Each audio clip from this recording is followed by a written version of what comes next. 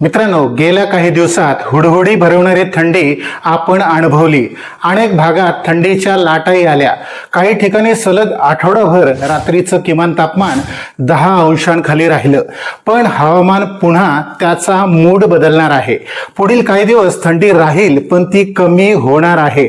आणि महत्त्वाचं म्हणजे महाराष्ट्राच्या अनेक भागात अवकाळी पावसाच्या सावटाचा अंदाज आहे। त्याचाच आढावा आज आपण घेणार आहोत। नमस्कार मित्रांनो, बातमीची स्टोरी खरी आणि भारी आपल्या YouTube चॅनलच्या हवामान अपडेटमध्ये तुमचं मनपूर्वक स्वागत। कमी जास्त होणाऱ्या थंडीचा कडाका पुन्हा कधी वाढेल, पावसाची शक्यता नेमकी कोणत्या जिल्ह्यात आणि कधी असेल याचीही उत्तरं आपण देणार आहोत। त्यासाठी मित्रांनो, हा व्हिडिओ संपूर्ण पहा। हवामान अपडेटसह वेगवेगळ्या विषयातले असेच अभ्यासपूर्ण व्हिडिओ पाहण्यासाठी आपल्या चॅनलला सबस्क्राइब करा। हा व्हिडिओ आवडल्यास लाईक नक्की करा। मित्रांनो, थंडी सातत्याने कमी जास्त होत राहील हे आपण यापूर्वीही स्पष्ट केलंय। तुम्हाला माहीतच असेल, वातावरण कोरडं झालं म्हणजे आकाशात बाष्प नसलं की थंडी वाढत जाते। त्यातच उत्तरेकडील राज्यातून महाराष्ट्रात थंड वारे येऊ लागले की थंडीचा कडाका वाढतो। आणि अशातच आपल्याकडे देशात पश्चिमेकडून थंड वाऱ्यांचे झोत म्हणजे जेट स्ट्रीम येत असतील तर थंडीच्या लाटा तयार होतात। तशीच स्थिती आपण नुकतीच अनुभवली। किमान तापमान 10 अंशांच्या खाली आलं आणि ते सरासरीपेक्षा 4.5 अंशांनी कमी झालं की ढोबळपणे थंडीची लाट आली असं समजलं जातं। महाराष्ट्रातील यंदाचं निश्चांकी तापमान अहिल्यानगरमध्ये 5.5 अंश इतकं नोंदवलं गेलं। ही थंडीची तीव्र लाट ठरली। पुणे, नाशिक, जळगाव, बीड, छत्रपती संभाजीनगर, परभणी, नांदेड, धाराशिव या जिल्ह्यातही तापमान 7 ते 8 अंशांपर्यंत खाली आलं। विदर्भात नागपूर, गोंदिया, वाशिम, चंद्रपूर, वर्धा या जिल्ह्यातही 7 अंशांपर्यंत तापमान खाली येऊन थंडीच्या लाटा निर्माण झाल्या। हा काळ यंदाच्या हंगामातला सर्वाधिक थंडीचा ठरला। मित्रांनो, पुढील काही दिवस थंडी कमी होणार आहे आणि अवकाळी पावसाचं सावट महाराष्ट्रावर राहणार आहे। ते कशामुळे आणि पावसाची शक्यता कधी असेल हे आपण पाहूच, पण मुळात पावसाचं सावट येतं म्हणूनच थंडी कमी होत असते। हवेत येणारं बाष्प हे थंडीच्या वाटेतलं सगळ्यात मोठा अडथळा असतो। आपण यापूर्वीही अनेकदा सांगितलंय, ते म्हणजे डिसेंबर महिन्यात बंगालच्या उपसागरातून येणाऱ्या बाष्पामुळे दक्षिणेकडे पाऊस होतो। त्यातलं काही बाष्प महाराष्ट्रापर्यंतही येत असतं।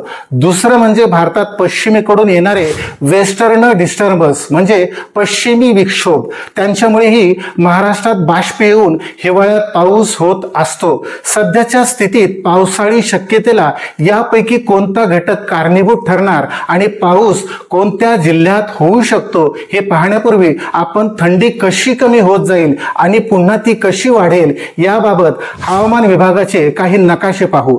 त्यातून पावसाळी स्थितीही तुमच्या लक्षात येईल। थंडीच्या अंदाजाचा हा देशाचा नकाशा रंगानुसार समजून घ्या। जांभळ्या भागात किमान तापमान 0 ते 2 अंशापर्यंत असते। निळ्या भागात 4 ते 8 अंश, फिकट हिरव्या भागात 10 ते 12 अंश तापमान असते। पिवळसर भागात 14 ते 18 अंश, तर लालसर भागात मात्र 18 ते 20 अंशांपुढे किमान तापमान असतं। म्हणजे दक्षिणेपासून उत्तरेकडे जाताना तापमानात घट होताना दिसते। आता त्यातला महाराष्ट्राचा हा भाग पहा। हा 23 डिसेंबरचा महाराष्ट्राचा नकाशा आहे। त्यातल्या रंगावर लक्ष द्या। हळूहळू हिरवट भाग जाऊन पिवळसर रंग दिसतोय। आता 28 डिसेंबर पर्यंतचा हा नकाशा पहा। किरकोळ भाग सोडला तर इतर भागातली थंडी या काळात कमी होत जाणार आहे। म्हणजे याच काळात पावसाचं सावट राहील हे तुमच्या लक्षात आता आलं असेल। त्यामुळे चला तर लगेचच पावसाच्या शक्यतेचा आढावा घेऊ। मित्रांनो, डिसेंबरच्या शेवटच्या दिवसात अवकाळी पावसाचं सावट राज्यावर राहण्याची शक्यता आहे आणि वेस्टर्न डिस्टर्बन्समुळे समुद्रातून येणारं बाष्प हे त्याचं कारण असणार आहे। 26 ते 29 डिसेंबर या कालावधीत प्रामुख्यानं राज्याच्या काही भागात पावसाची शक्यता हवामान विभागानं व्यक्त केली आहे। पण नेमका कोणत्या भागात पाऊस पडेल आणि कुठे ढगाळ वातावरण राहील याची माहिती घेण्यासाठी पावसाचा देशाचा हा नकाशा समजून घ्या। 27 डिसेंबरचा हा नकाशा आहे। यातला पिवळसर भाग दिसतोय ना, तिथं हलका पाऊस किंवा केवळ ढगाळ वातावरण राहण्याची शक्यता आहे आणि हिरव्या किंवा गडद हिरव्या भागात काही ठिकाणी मोठ्या सरी कोसळण्याची शक्यता आहे।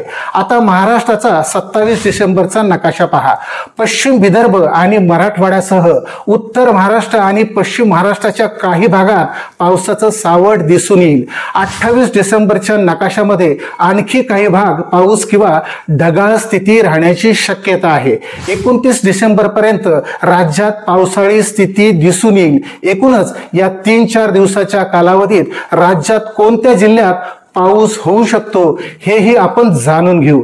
पश्चिम महाराष्ट्रात कोल्हापूर, पुणे, अहिल्यानगर, सातारा, सोलापूर आणि सांगलीत काही भागात पाऊस होऊ शकतो। उत्तर महाराष्ट्रात धुळे, जळगाव, पूर्व नाशिक या जिल्ह्यात पावसाची शक्यता आहे। मराठवाड्यामध्ये प्रामुख्याने बीड, जालना, छत्रपती संभाजीनगर, हिंगोली या जिल्ह्यात पाऊस होऊ शकतो। नांदेड, परभणी या भागातही पावसाचा अंदाज आहे।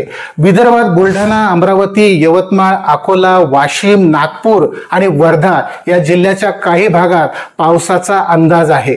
या काळात थंडीचा कडाका कमी असेल पण रात्री गारवा राहील।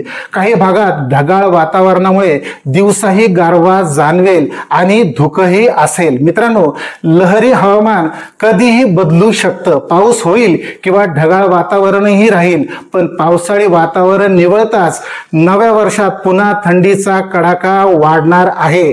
त्याचाही आढावा आपण घेऊच, पण तोवर कमी जास्त होणाऱ्या थंडीचा अनुभव घेऊ आणि पावसाळी वातावरणालाही सामोरे जाऊ। मित्रांनो, अशाच एका नव्या बातमीच्या नव्या स्टोरीत आपण पुन्हा भेटूयात। धन्यवाद।